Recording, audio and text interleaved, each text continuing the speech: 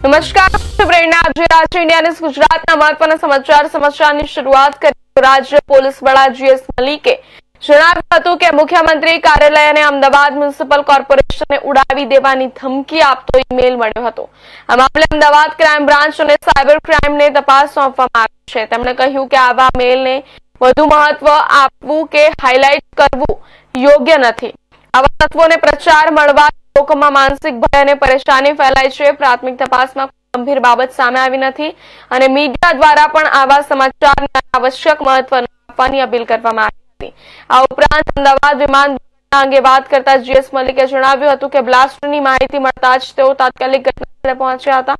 પોલીસે રેસ્ક્યુ કામગીરીમાં સહયોગ આપી મૃતદેહોને બહાર કાઢવાની તેમજ ટ્રાફિક ડાયવર્ઝનની કામગીરી હાથ ધરી હતી।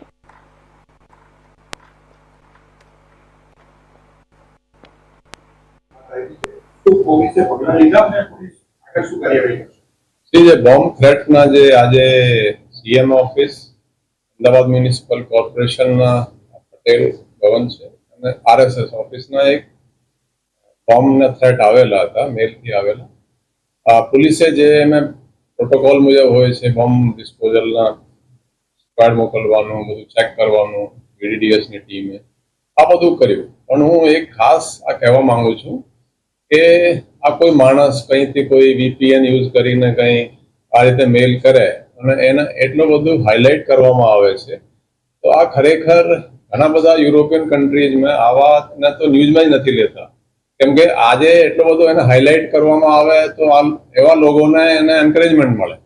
મારી તો આપને અત્યારે હું આ રિક્વેસ્ટ કરું છું કે આ રીતે કોઈ બોમ્બ થ્રેટની મેલ આવે એને ખરેખર તો તમારે કોઈ ન્યૂઝ જ નહીં કરવું જોઈએ આપવું જોઈએ। એ તો લોકો પેનિક નહીં થાય અને પછી આવા જે માણસ છે જે બદમાશ કઈ બેસ્યા છે એ લોકોને પ્રોત્સાહન નહીં મળે। પછી આમે કઈ નીકળ્યું નથી બધું ક્લિયર છે ચેક કરી લીધું અને તમે જુઓ જેટલા પણ થ્રેટ આવે છે મીડિયામાં હાઇલાઇટ થાય લોકો પેનિક થાય અને કઈ મળતું નથી લોકોને હેરાનગતિ થાય અને પહેલું માણસ જે કઈ બેસ્યો છે એમાં પણ VPN યુઝ થયા છે અને US થી આ રૂટ થયા છે એ બધી માહિતી છે। પણ હું રિક્વેસ્ટ કરું છું મીડિયાને કે આપ ભવિષ્યમાં બહુ હાઇલાઇટ નહીં કરવું। સર અમદાવાદ ગુજરાત સહિત બીજા જે રાજ્યો છે એમાં પણ થ્રેટનિંગ એ તમામની જો વાત કરું કે આપણે અહીંયા તો પ્રોસિજર પૂરું કરી લીધું બીજા ગયા છે ત્યાં પણ એ પ્રોસિજર થતા હશે પણ આ હાઇલાઇટ કરવા તો યથાવત નથી મારો તો અત્યારે આ મુદ્દો। અંકલેશ્વર 3 રસ્તા